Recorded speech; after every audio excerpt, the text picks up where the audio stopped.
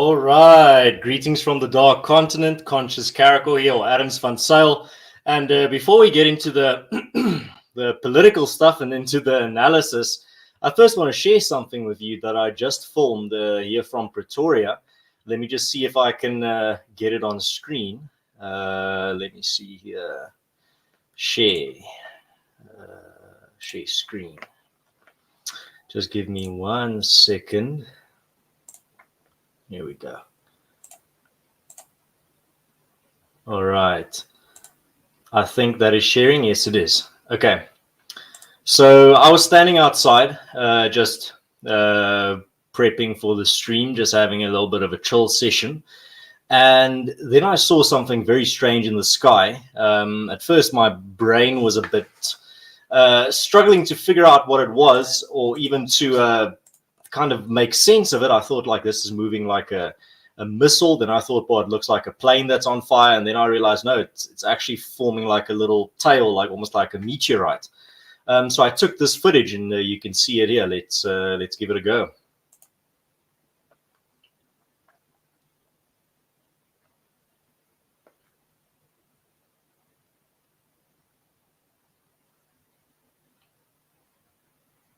Crazy, huh?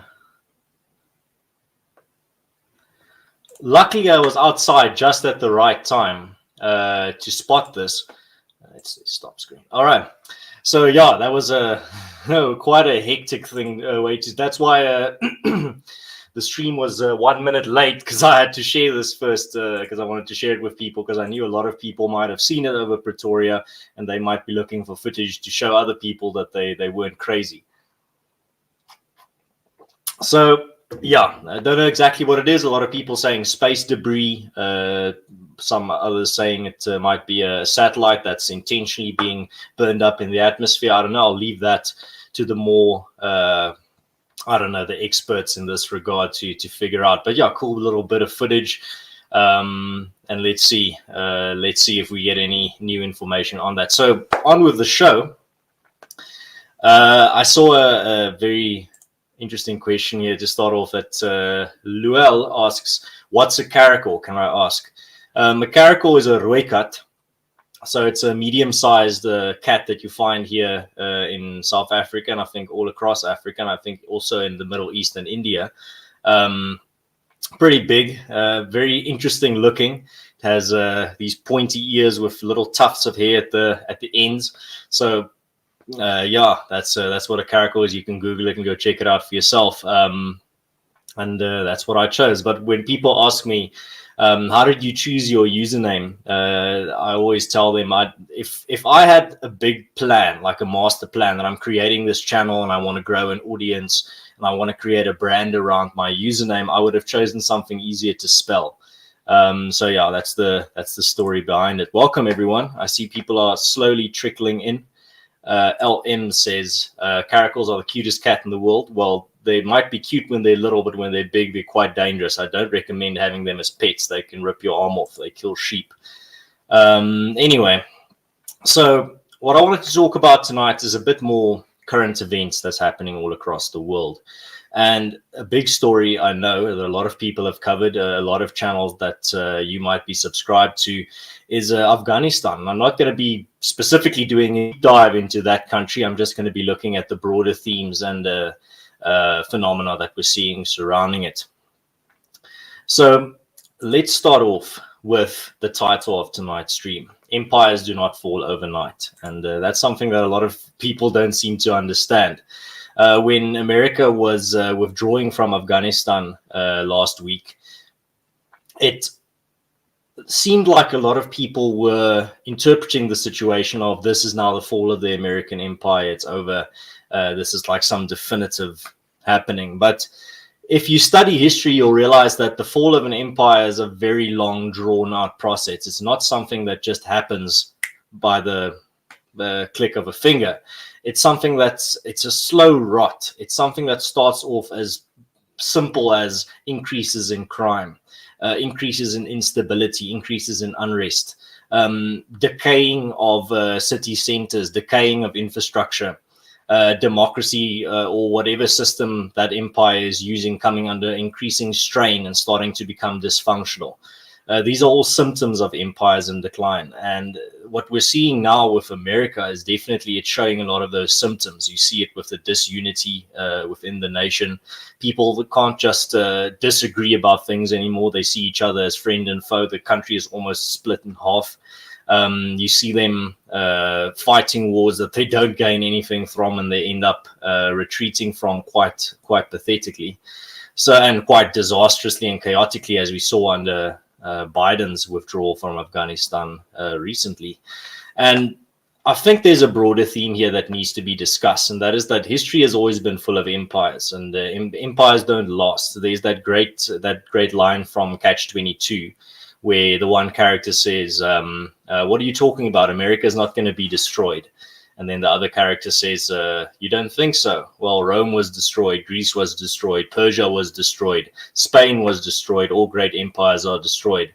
How long do you think yours will last? Forever. And then the other character kind of thinks about it and says, yeah, well, forever is kind of a very long time. And yeah, that's something that you need to come to terms with. No empire is permanent, and America is definitely an empire if you look at the broader picture.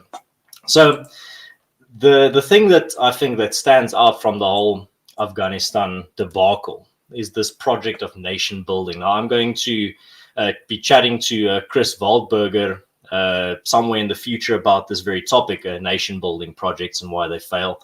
We just need to find the time for that episode. So that's coming up.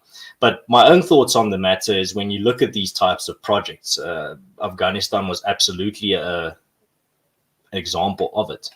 What's happening there is the West coming in and thinking that they can build an artificial democracy, and they can turn a country into a little satellite state of America, and it will function exactly the same way. And then when they leave, everything is going to be fine. And that's simply not the case. What we saw there was a 20-year occupation of Afghanistan, and the Americans tried to establish liberal democracy there and a capitalist system. But at the very moment they leave, then the old gods take over again, and things revert back to where they were, or even in a worse state than when they were previously. And that's what happens with these types of projects. So there's this great story that I once read from somewhere in Africa. I was doing a project. I was still in university. I was writing a paper on energy projects in Africa, and there was the story, and I'm recalling from memory, and it was a long time ago, where I think a country like Denmark or Norway came to one of these African countries, and they built all these wind turbines there, and they told the people there, okay, this is how you maintain it, this is how you keep it in good shape, and this is how you make sure it doesn't break down. If it breaks down, this is how you fix it. And they gave them a very thorough explanation. And then when they left, they came back a few years later, and all these wind turbines are destroyed and stripped, and there's nothing left of them. And they asked these people, what happened? We gave you all the instructions. And the people there told them, you have to, and I'm paraphrasing, and it's maybe not exactly what they said, but this is how I remember it. They said, while you are here, while the Europeans or the Westerners are here, everything works because you have your magic or your gods. But when you leave, you take your magic with you, and you have to remember that the old gods still rule here being Africa. And I just found that very insightful, just that phrasing of here in Africa, the old gods still rule. And that's what we're seeing in these countries where artificial liberal democracies or McDonald's democracies were tried to be established, is that as soon as you end your occupation, your military occupation of that country, and you leave, the old gods return, and that country reverts back to where it was. It's almost like when you have a building, when you have this beautiful building in the middle of the veldt, in the middle of nature. And if you maintain it, you paint it, you make sure you varnish the wood, you keep it maintained, then that building will stay pristine. But as soon as you abandon it, the walls start cracking, the weeds start growing, the wood starts rotting, and nature slowly takes over again, and takes over that in the end, destroys the entire building. And that's what we're seeing here. It's almost like is it the Dutch that build those huge dams or walls that keeps the ocean out so that they can build below sea level? As long as you maintain those walls, the ocean stays out. But if you take the interference away, those walls will end up crumbling and nature will retake what is hers. And that's what we're seeing with countries that are experiments, countries that are being, that people think, idealists and utopians think they can turn into their own vision and mold in their own image. But that's not the case. And I see here, Sideline Opinion says, wise words, Ernst. And then he says, culture develops like all other evolution, slowly. Yeah, well, that's one of the excuses I've heard in the wake of the Afghanistan withdrawals, that nation building was just not properly implemented. It was just not properly done. That's what was wrong. And there's a very interesting piece by Samuel Huntington that he wrote in 1997 on a similar topic. And I'm just going to get this here. So in 1997, Samuel Huntington, in an elaboration of his Clash of Civilizations essay that he wrote in 1993, argued that the West can only flourish in a more hostile world by abandoning its universal aspiration. So universalism is the idea that you figured out concrete moral principles and principles to operate a society on, and you now need to spread it to the rest of the world to make it a better place. And he has a very famous quote in this essay where he says, universalism for the West is imperialism for the rest. So I'm not going to read the entire essay, but I'm going to read you some excerpts that I found particularly interesting and relevant to the world today. Now, you have to take into account and keep in mind that this was written in 1997, but it's still just as relevant today. It's 24 years ago. So he wrote there, in the post-Cold War world, the most important distinctions among people are not ideological, political, or economic. They are cultural. People and nations are attempting to answer the most basic question humans can face. Who are we? And another quote that stood out, he said, throughout the Muslim world, people are reacting against the West toxification of their societies. And this is where you see, for example, as soon as a Western military occupation or project ends, there's almost a rebellion against all these Western values and this Western system.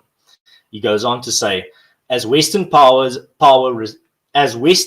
recedes, so too does the appeal of Western values and culture. Much of the world is becoming more modern and less Western.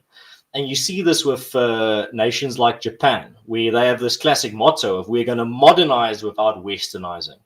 And this is what you're going to see more and more across the world. You can't stop the modernization process, but the Westernization process is definitely in retreat. So another quote that stood out to me is where he said, the powerful currents of indigenization, I'm sorry, English is my second language, indigenization at work in the world make a mockery of Western expectations that Western culture will become the world's culture. Imperialism is the necessary consequence of universalism. Yet few proponents of universalism support the militarization that would be necessary to achieve their goal. So that's important.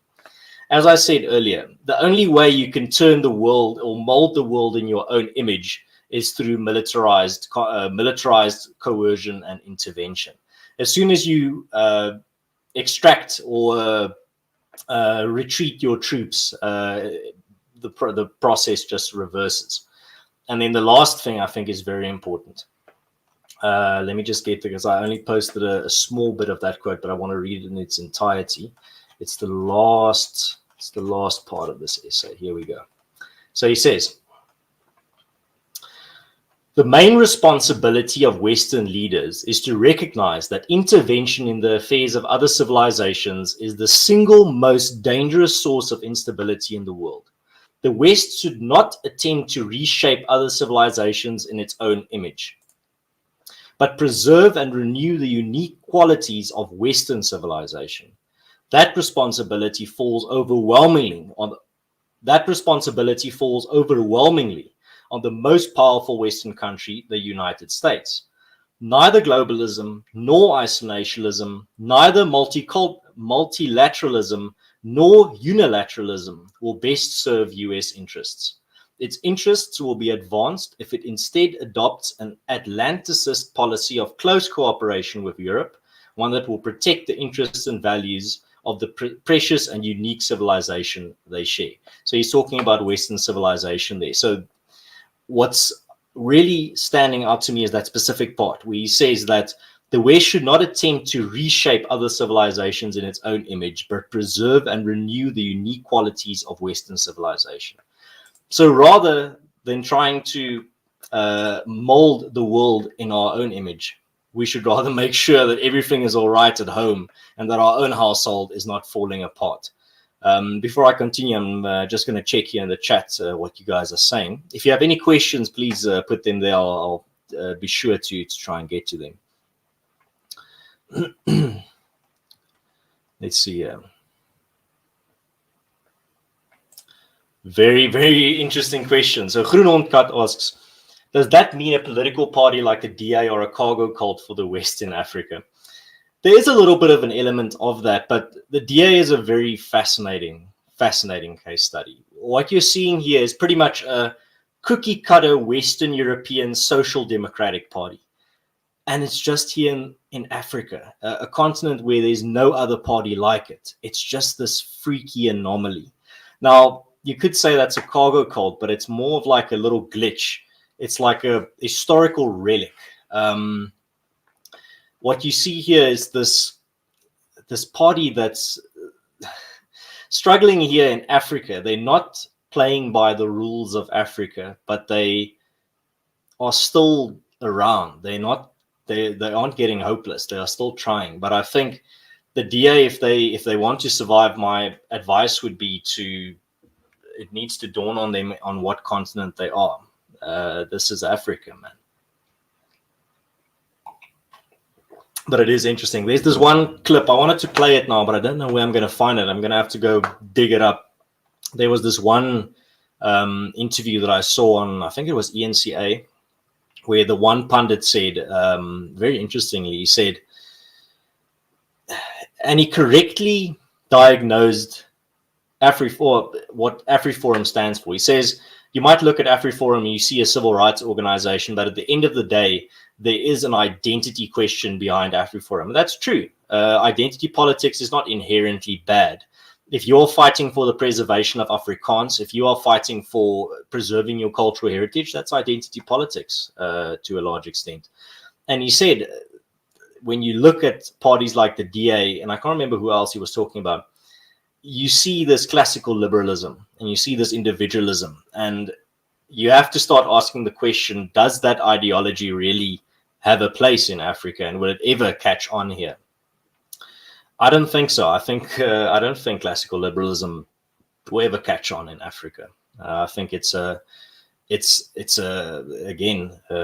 Western thing that we're trying to force on people. Go read some history, man. It doesn't gel with Africa. It doesn't gel with Afrikaners, and we're very largely Western, and even Afrikaners have a large aversion to a really large extent to classical liberalism. But good question. But maybe to just a final thought there, because you used cargo cult, and I've written like 2 opinion pieces comparing the ANC to a cargo cult. What the DA are doing, to explain it in terms of a cargo cult, would be accurate if you're looking at it through the lens of they are doing exactly what their ideological counterparts are doing in Western Europe and America. More Western Europe than America. More in the Anglosphere, to put it that way. They're a very Anglo party. They're doing exactly everything right according to what a liberal party should do. If they were in Western Europe, they'd be a powerful party because they do everything right, cookie cutter. But they're not in Western Europe, and that's where the problem comes in. So yes, they are indulging a little bit in cargo cult behavior by imitating practices that are not going to render results in their reality. I'm just checking the chat here. All right. So, yeah, there was another thing that I wanted to. Oh, before I continue, I saw here a super chat from Gatskop Software gives 70 Rand. Buy a donkey, Gatskop Software. Every time he gives a super chat, I need to remind everyone this guy's creating an Anglo-Boer War game. Go check him out on Twitter. Just search, I think, Gatskop Software, and you'll find him. He posts regular updates. He's doing great work. Go support him. Yeah, so that's Huntington out of the way. I would definitely recommend you go read that piece. Let me just check here. So if you want to go read the full one, I'm not going to read through the entire one because that's going to take up the entire stream. The piece is called, the essay is called The West and the Rest. So if you search Samuel Huntington, The West and the Rest, you'll find it. It's an excellent read. It's very, very good. So there was another thing that I wanted to bring in. So yeah, when you look at, for example, South Africa, we've been talking about Afghanistan as a nation-building project. Now, that's a nation-building project through military coercion and foreign occupation, basically. And I was once on a stream a few months ago where we were talking about this very topic, foreign intervention. And they asked the question, or the host asked the question and said, well, if you look at, for example, in India, where the British Empire outlawed widow burning, and isn't that a good thing? You're seeing something that's morally reprehensible. You should put a stop to it. Yes, but then you have to ask the question, how will you achieve it? How will you achieve when you encounter another community and you want to force your morality on them? What are you going to do? You're going to invade them, annex them, colonize them, and then pretty much enforce your morality on them? That's the only way to do it. So it's not a question of should you do it. You should rather ask the question, what will it entail if I do it? What it entails is pretty much turning that country into your colony and then forcing your morality on them. And that's not right.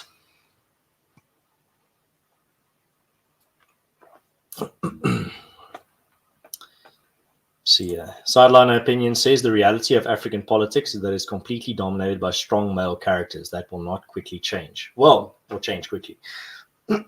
That's true. I mean, that's a historical fact. You just need to look at African communities throughout history. There's the strong male figure, that's the leader, and there's not really like a Shaka Zulu female equivalent even just in South Africa. That's a historical fact. So yeah, that's the reality. Back to the previous thought, where if you see something morally reprehensible being according to your morality in another country, shouldn't you just go there and stop it? Well, ask yourself, what does that entail? So, oh yeah, as I was saying, so while Afghanistan is this project, nation-building project that's done through military coercion and occupation, in South Africa, we also have nation building. It's actually a term that's used quite liberally here in South Africa. It was used more in the past than it is now. They used to call it the South African experiment in the 90s. Now they call it the South African project, as my colleague Adam Roots has pointed out. And it was a project, and I think I prefer the term experiment, where they tried to create a country and a new identity for people, where the mantra was you give up your cultural identity to adopt a new national identity, the South African identity, the Rainbow Nation identity. And that worked for the first few years because the up until the early 2000s, the economy was doing well. The ANC wasn't as corrupt as it is today, or a lot of their corruption was well hidden. And there was really, I mean, I grew up in that time, and I had a great chat with Apex on my channel about that. You can find it on my channel. It's called the 2000s and 2010s, a time that was. Me and Apex talked about the early 2000s in America and South Africa and compared the two. And I grew up in that time, and I remember the early rainbowism in the early 2000s. It was it really felt like there was a this experiment was going to work. And now today, I don't think the experiment has been in more jeopardy than it is now. And you can see it in KwaZulu-Natal politics with the Zulus there, and you see it in the Cape as well with the independent Cape movement. And yeah, so South Africa was an experiment where they tried to create a new identity, but that's not forced down by a military occupation, but that's encouraged by the state and the media and the whole apparatus connected to it. And yeah, reality is very, there's definitely been a new dawn, and it's been a dawn of reality in South Africa. That's another thing that I wanted to show you while we're on this topic. Let's see. I put up a language map on Twitter. There we go. A while back. Let me just put it up here.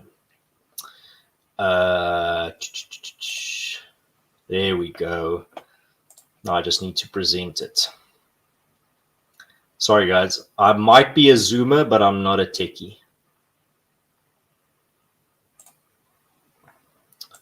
Share screen.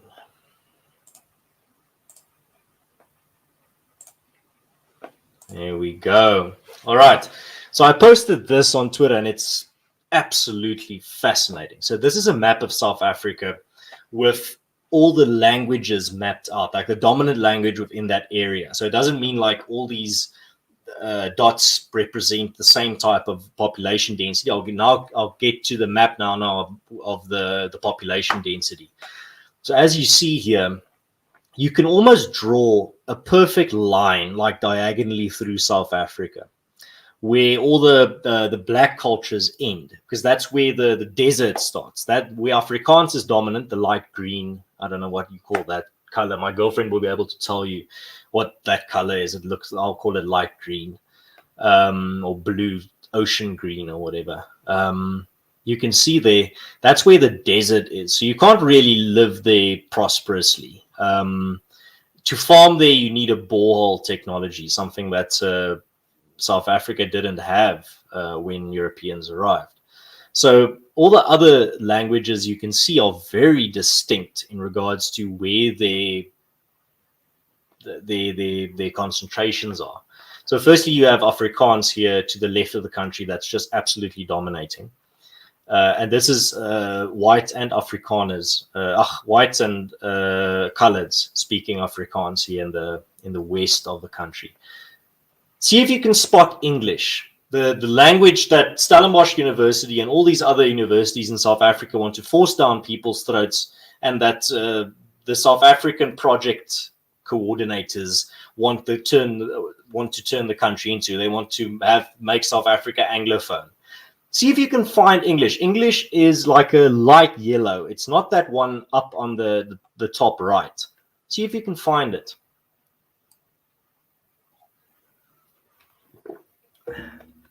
Yeah, I see you guys are struggling. English, you will only see there at the very tip down at the bottom left, there's like a few dots. And then Gauteng. Gauteng is the smallest province there in the middle. You'll see there, it's situated there at the top half of the country. It's the small little province smack dab there in the middle. There's a little yellow dot there. So those two urban centers, and then a few there in KwaZulu-Natal to the east coast. There's some English dots. That's it. That's the language that's the concentration of the language that the government and all these institutions want to force down on South Africans. Insane. I'll get to it now. I'm just checking the chat if there's anyone. Oh, I saw. So the Freighter Watcher says, wait, where's it now? The Freighter Watcher says it's called teal green. Miot Yuori says turquoise. Well, I'll take your word for it. I'm not a color guy. Me and the girlfriend always, we've done an experiment where we put like two objects next to each other, and she asked me like, okay, are these the same? Like, yeah, they're the same color. It's like, no, this one is aquamarine, and this one is like, yes, I don't know.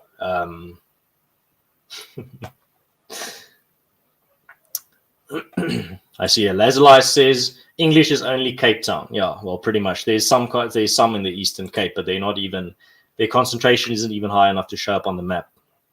English city of Joburg. Yeah, absolutely correct.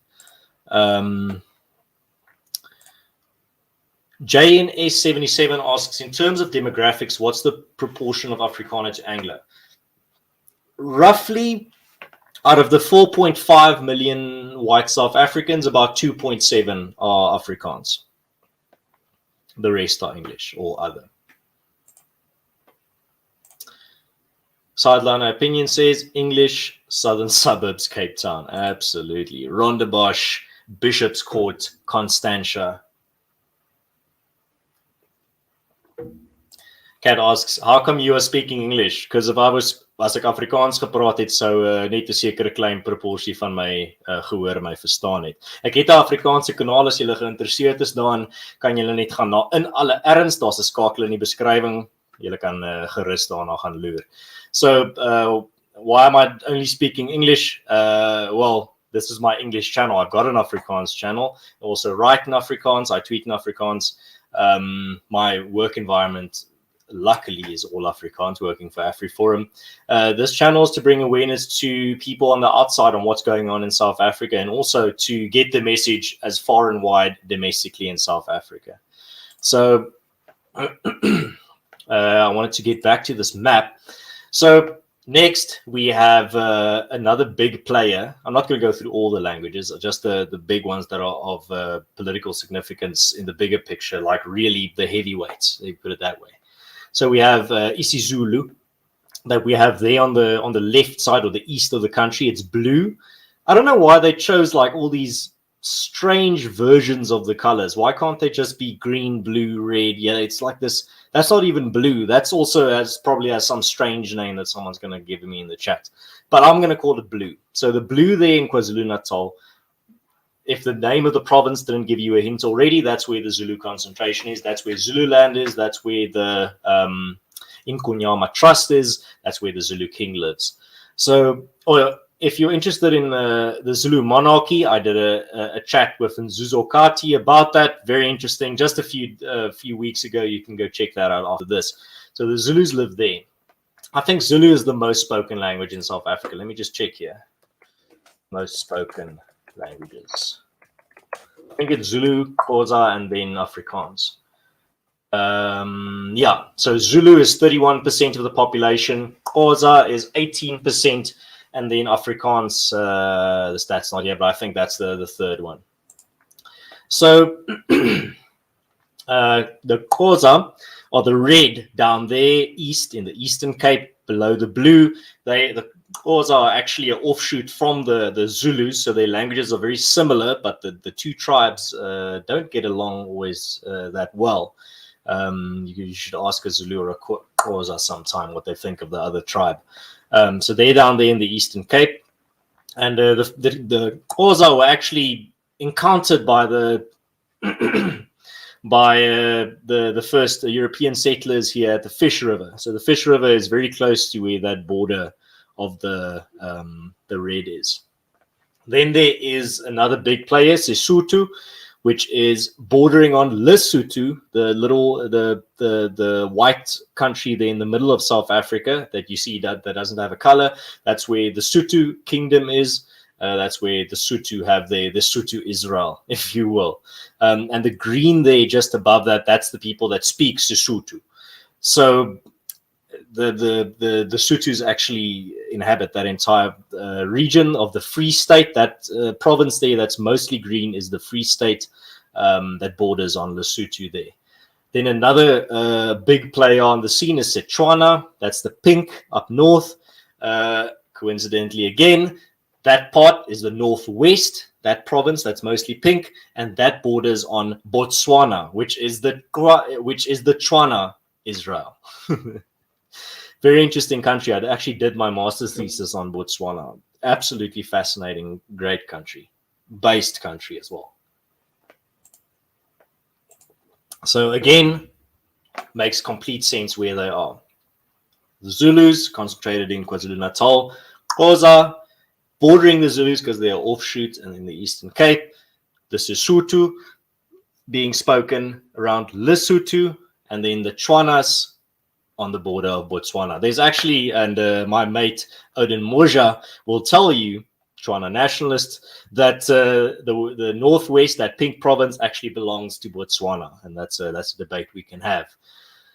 Yeah. So, oh yeah, and maybe just another one, just for South African politics, which is very relevant, is the Venda, which you can see at the very northern tip of South Africa. There's this light green little dot or concentration. That's where the Venda live, and the President Cyril Ramaphosa is a Venda.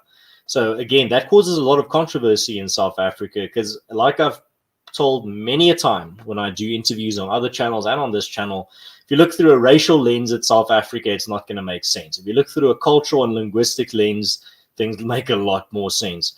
So the cultures, just because they are all black, for example, doesn't mean they all get along. That's another misconception that a lot of racial nationalists have.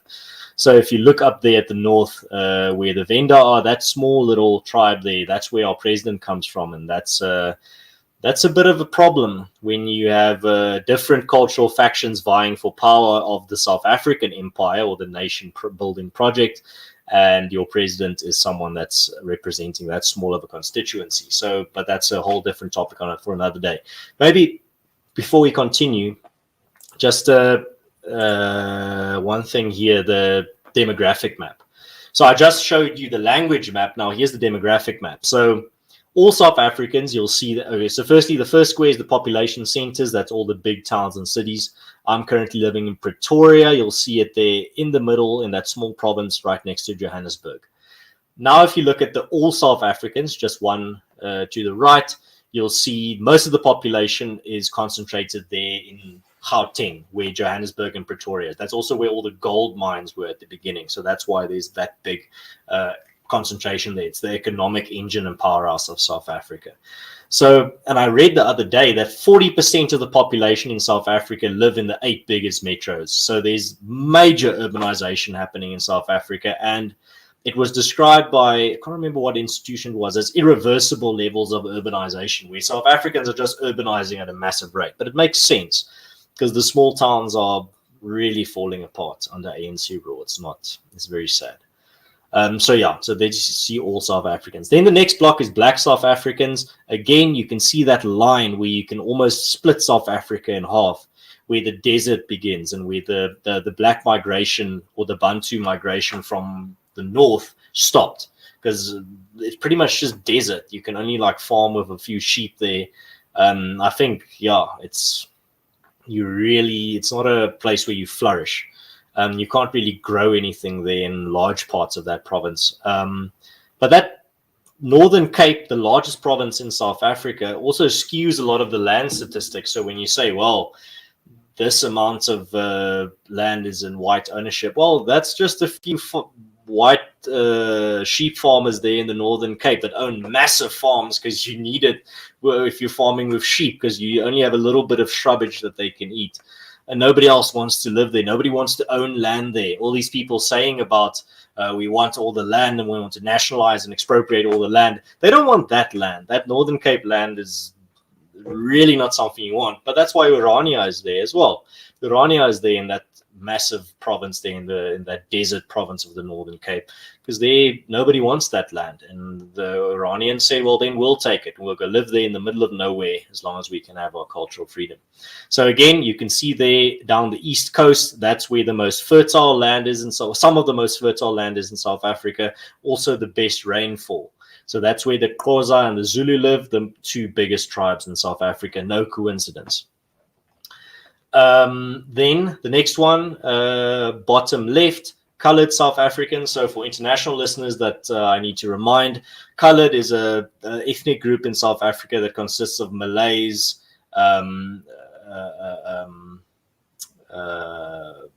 biracial or mixed race people, and also different Eastern, like Indonesian and Middle Eastern, sometimes of Middle Eastern descent as well. And they speak Afrikaans, and they were brought to the Cape Colony. And you can see that's why their concentration is so big down there. mostly, and then there's a little bit of a concentration up there in Gauteng, but that's mostly economic migration. Then next, Indian or Asian South Africans. Now, this is very interesting. You see there's only 3 dots really where you find them. Johannesburg, there in Gauteng, Durban down in KwaZulu-Natal, and then there in the Cape a little bit. So the biggest, I think South Africa, or Durban, was it Durban? That's the biggest Indian population outside of South Africa, a city. Let's see. One second. I always mix this up. So South Africa is the home to the largest population of people of Indian descent in Africa at 1.3 million, mainly in Durban. In fact, Durban is sometimes called the largest Indian city outside of India. Yeah, even though this claim has been not been determined conclusively. Yeah, so that's what I meant. And you can see Durban is there on the east coast of the country, and that is also where a lot of this unrest was happening. Before I continue, maybe I should just finish here and then we can check the chat. Lastly, we have white South Africans, and you can see again very widely dispersed in little pockets. Bloemfontein there in the Free State, and Gauteng, largest concentration, and also there in the Western Cape, and a little bit there in Natal. So yeah, that's one of the biggest things that Flip Buys writes about in his book, in the Pad na Selfbestuur, The Road to Self-Governance, or self-management, however you want to translate it. He says one of the big issues that Afrikaners face is this: how widely we are spread across the country. You don't really have a demographic dominance in any region in South Africa, and that's a problem, because then you are pretty much left to the demographic politics of South Africa. You're left over to it, and you don't really have control over your own destiny. So yeah, that's the demographic map. I think I can stop sharing now. 1 second. Shoop shop. Okay. Let's see what you've been saying in the chat while I've just been looking at maps.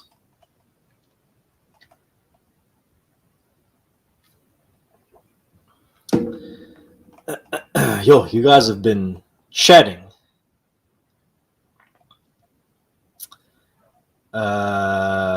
You're mostly you're mostly debating amongst yourselves.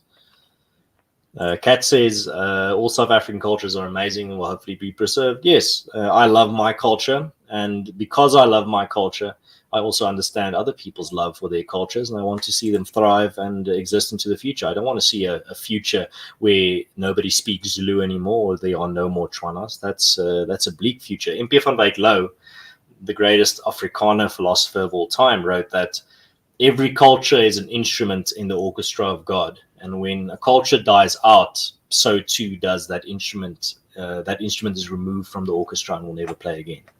So that's my view as well. Let's see. Sideline Opinion says the differences in cultures in SA are huge and are completely underestimated. Absolutely, absolutely. And then, so Kunane Jump says flip base or flippin' based. No, yeah, that's a little nickname that Odin Moja Wotan has definitely given Flip, is flip based. Oh yeah, how can I forget? The colored population today are also largely the descendants of the Khoisan. I knew I was leaving something out, but my mind was in two places. Yeah, that's also one of the big populations that became the coloreds today. Judge Caligula Bushman asks, I was wondering about the Khoisan. Are they still around? They are, but yeah, they got a really bad deal, raw deal in the historical narrative. So they were the original inhabitants of South Africa, nomad tribes. If I remember correct, well, not remember, but as I understand it, from what I've seen, Stone Age technology, they were the hunter-gatherers basically. And when the Europeans arrived on the western tip of the country, the Khoisan were forced up north, and then the Bantu migration from the north kind of sandwiched them between two forces. And yeah, don't just let people focus on the clashes between Europeans and Khoisan. There were massive clashes between them and the black tribes moving down as well, and they were massacred. Their women were taken, and that's why were taken into the migrating tribes, and that's why you get all these clicking sounds in Xhosa, because those clicking sounds come from the Khoisan. The Khoisan language has that clicking sound, and that was incorporated into the Xhosa language because a lot of the Khoisan women were taken as spoils of war, and when they raised their children, a lot of their language or their clicking sounds also passed down. So the other languages in South Africa don't really have that prevalence. They might have one or two words, but the Xhosa specifically have those sounds. But anyway, to end that story, the Khoisan were then masters of survival, masters of surviving in the South African bush and the desert. So to save themselves, they all trekked into the Kalahari Desert, where a lot of them still reside today, that are purely Khoisan with no other cultural influence on them. But they are residing there because they went into the desert where nobody else can chase them anymore. And yeah, it's a sad story. The original South Africa or Southern Africans. Let's see. Wait, I just saw a great. Yes.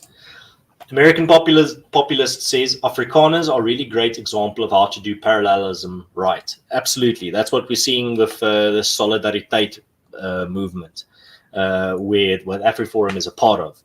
Building your own universities, building your own technical colleges, taking your safety into your own hands through a vast security network. That's what needs to be done. And the Afrikaners are doing it quite brilliantly, and I'm very proud to be part of it. The West is going to learn a lot of hard lessons from South Africa, and specifically the Afrikaners, and how we are solving the problems that we are facing here today. Let's see here. Luel asked, why did the Bantu move south? Well, there's more expansion of territory. There's more grazing there. Could have been, for example, there could have been a drought, and then they moved. They were also nomadic to a large extent, but they also settled. So if there's a drought in your area, you move to better pastures, and that's what they did, and that's why they settled there in KwaZulu-Natal and the Northern Cape, where you get the best rainfall. It's pretty much the best part of the country if you want to do agriculture.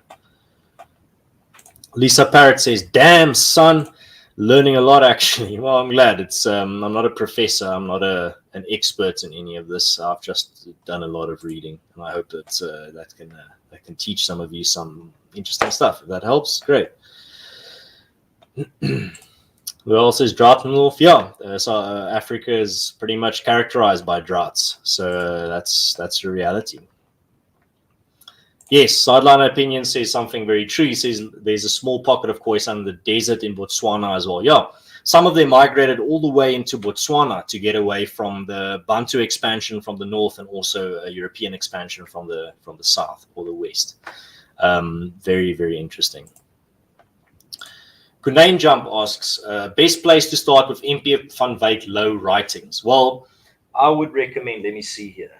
I've got them here. 1 second. There's two that I would definitely recommend.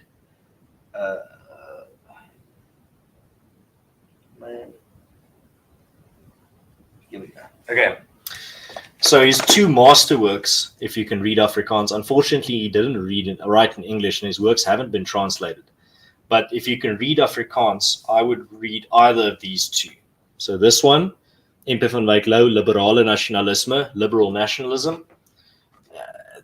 Don't judge the book by its cover or by its title. It's excellent. And MP van Wyk Lou, MP van Wyk Lou, Loyale Verzet, Loyal Resistance. Very good book. And it's about the he's an Afrikaner philosopher, and he writes about the issues that Afrikaners are facing today, and in a very elegant way. And he wrote excellent poetry as well, that I have the collections here behind me too. He was one of the greatest poets and philosophers of the Afrikaners ever produced. Lazarus says Afrikaners need to teach parallelism to other cultures next. If everyone is building parallel structures, that is power lost by the regime and power gained by the communities. Absolutely. That's why we're doing that. Not only does the solidarity movement, anyone that calls from any type of community, if they want to know how did you build Soltech or private technical college, how did you build academia, how do you keep your members safe, how do you win all these court cases for your members, we give them the recipe, we give them the blueprint. It's not like we're keeping all this to ourselves. If you want to create a state-proof community and a self-sufficient community, AfriForum and Solidarity are more than happy to help, because the only way we survive in South Africa is if more communities become independent like us and start creating parallel institutions. So we are more than happy to help. Urania also does that. Urania is working very closely with a lot of small communities and towns that also want to create, preserve their culture and not just form part of the grey mess that is the South African project. Proudly Neanderthal asks, do you have stats on the Urania population? Yes, I do. Very fortunately, they do a town-wide census every year, if I remember correctly.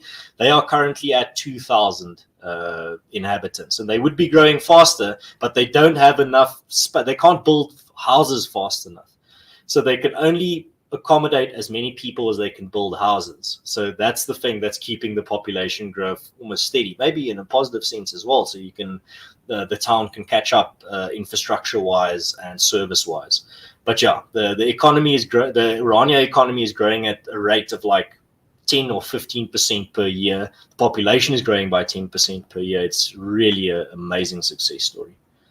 Oh yeah, Sideline Opinion says, let me just find it here.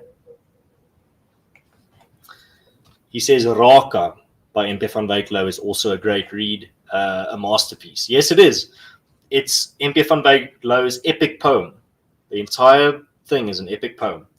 And I'll leave the interpretation, if you've read it, on what the monster in the story is. There's a lot of interpretations on that, but it's excellent. Again, if you can read Afrikaans, unfortunately for my English listeners.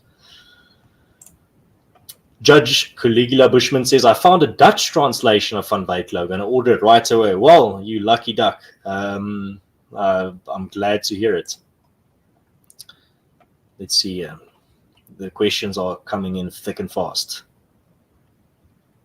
Kunain Jump asks, why does the DA not want to embrace parallelism? I don't think they reject it. Helen Ziller wrote a very kind entire chapter in her book on Solidariteit and other the parallel institutions that Solidariteit is creating. She had very kind words to say about it, and she also had some kind words to say about Urania. So I don't think the DA rejects it. I just don't think they'll ever embrace it like fully, because remember, they're a political party. No political party will embrace parallelism, because that is building a solution outside the system. The political party operates within the system. If the system is destroyed, the political party is like a goldfish in a small bowl. The goldfish doesn't want the bowl to be taken away, because then the goldfish cannot survive. The goldfish is the political party. So they're not going to support building other types of structures outside of the bowl, because they depend on the bowl. So I can completely understand no political party will ever embrace parallelism completely, because that means weakening the system that they want to gain control over.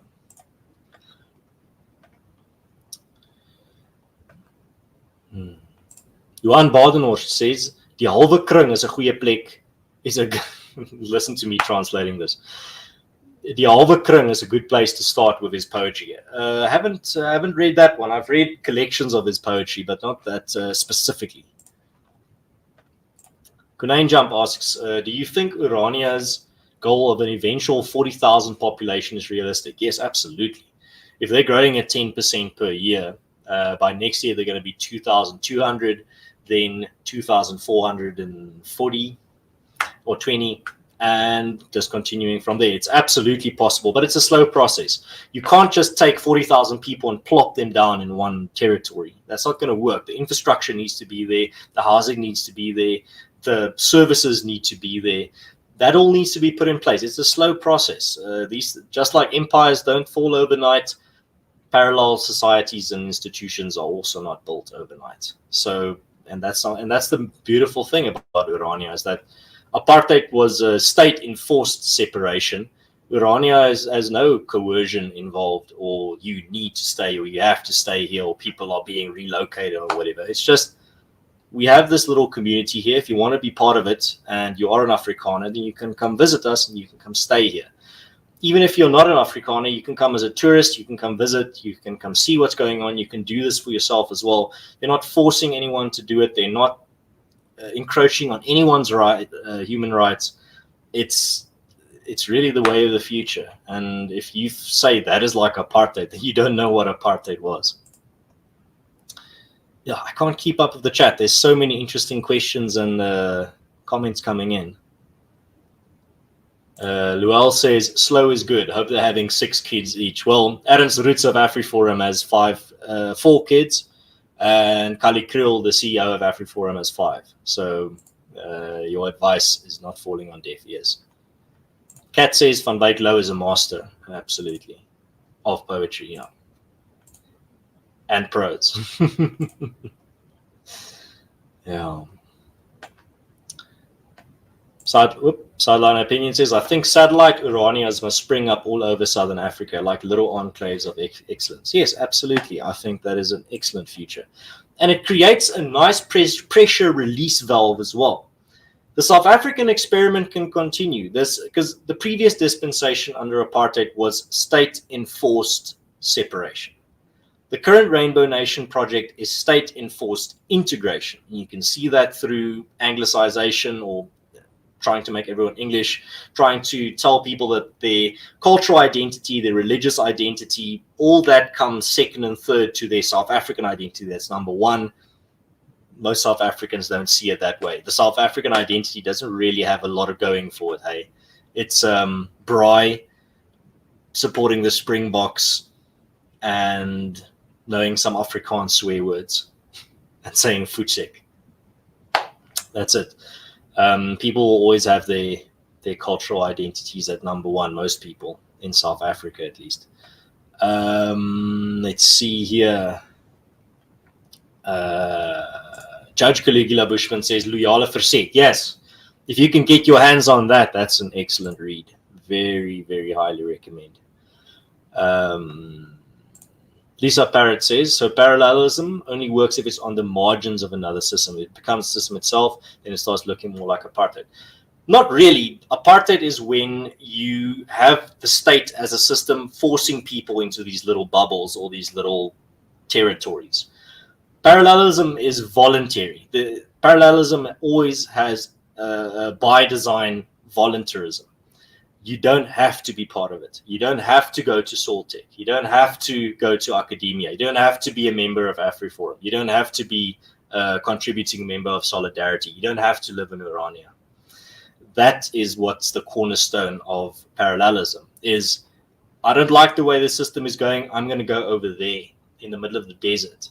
I'm going to live there, and I'm going to do things my way. I'm not going to force anyone to do it, to come live with me, and I'm not going to force anyone out of that area. I just want to go occupy this little empty piece of land and make a future for myself and my culture there. Apartheid is when you have a state system that is coercing people and forcing people into certain territories and saying, you will live here, you will live here, you will do this, you will do this. That's the contrast. So parallelism doesn't really lead to apartheid. It's built on voluntarism, where you do things because you want to. You do things out of choice. And nobody is forced to do it. As I was saying about the, Lisa says, I'm sorry, I'm new to this. I was also new to this term just a few months ago, so don't worry about it. The nice thing about little things like Urania, like little cultural communities that people can voluntarily go live in, is that the South African, like I said, the South African project can go on. People can keep doing the little forced integration thing. But if you don't want to be part of that, there should be a little pocket for you to go to voluntarily where you want to live if you don't want to be part of Azania, if you can put it that way. So that's a little pressure release valve, because you don't want to force people that don't want to live under rainbowism or under the ANC You don't want to force them to. If they want to leave, they should be able to, and there should be somewhere where they can go. But nobody should be forced to go there. Nobody should be coerced into going there. Probably Neanderthal asked, was the UFO identified? Well, when I started the stream, it wasn't yet, so I'm going to have to go check. I hope I get some new insights on it.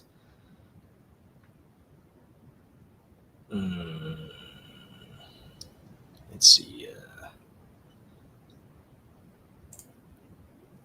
RT Panday says, apparently there's an English translation of Raka by Anthony Davis.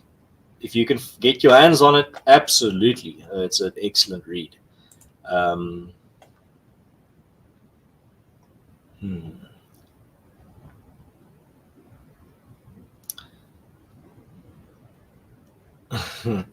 Lazarus says the UFO crashed and burned. Well, we're going to have to see. All right, guys, we've already been going for an hour. I only do these things for an hour because, I mean, you can go so far onto all these topics, but I also have some stuff to do. Maybe just one last thing I see here. Lisa Parrott says, so apartheid was totalitarian. That's the main difference. The problem I see is that parallelism only works as long as no one threatens it from the outside. That's the story of humanity. There's always been threats from the outside. That's a reality, but that's why you need to become state-proof, and you need to become anti-fragile. Your community needs to be able to defend itself, needs to be able to have its safety in its own hands, its security into its own hands, and needs to be able to provide for itself energy, water, sanitation.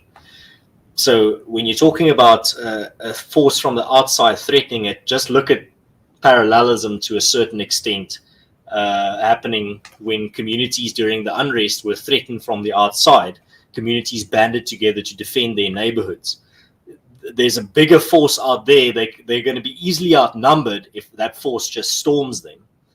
But they were able to defend their communities, and with minimal gear, and well, some of them were pretty stacked in gear. But yeah, and that's the beauty of it. You just need an energized minority to be able to defend a community. You don't, and I think that's what we saw in Afghanistan as well. You don't need nukes to to drive an empire out of South Africa. You can just ask the Boers from the Anglo-Boer War how that principle works. I see here Odin Moja, my friend. You just arrived just as I'm signing off. Thank you for tuning in, though.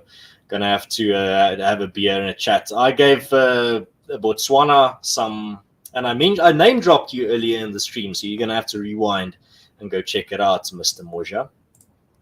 Sideline Opinion says hit the like button. Yeah, well, thank you very much. It helps out a lot.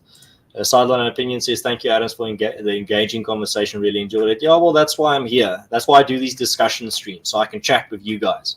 Because you always have these interesting questions. A lot of you have very interesting takes that they contribute to the chat. That's why I can put them on screen and we can discuss it.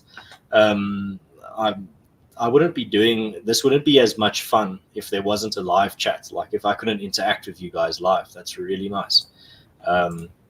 Odin says, "Will do." Cheers, man. All right. So just before we sign off, I just have to put this in here. So this episode, once again, is kindly sponsored by Bitvice. Bitvice is the only platform in South Africa that allows you to buy Bitcoin and have it sent to your own self-custody by default. This means that you are exposed to zero counterparty risk, and your Bitcoin is much safer from hacks, confiscation, and regulatory capture when you self-custody it yourself. Bitvice offers hands-on guidance for setting up your self-custody solution. They will hold your hand, setting up your wallet if need be, or point you to the best solutions available on the market today if you'd rather do it yourself. If you wish to get your friends and family involved in Bitcoin, Bitvice offers the highest referral fee in SA for sending clients their way. There's a link in the description. I know these guys personally. They're good chaps. They'll help you out. If you want to get into crypto or Bitcoin, contact them. They help me out a lot into getting into crypto. Really upstanding guys. So this brings us to the end of this episode. It flew by. There was a lot of stuff I also wanted to discuss, but yeah, that's going to have to be left to next time when we do another discussion stream, a cyber braai or a cyber tavern chat, if you will. Yeah, I see everyone is saying goodbye. Cheers, guys. Have a good one. If you're new to this channel, click subscribe for more chats like this and also chats with guests.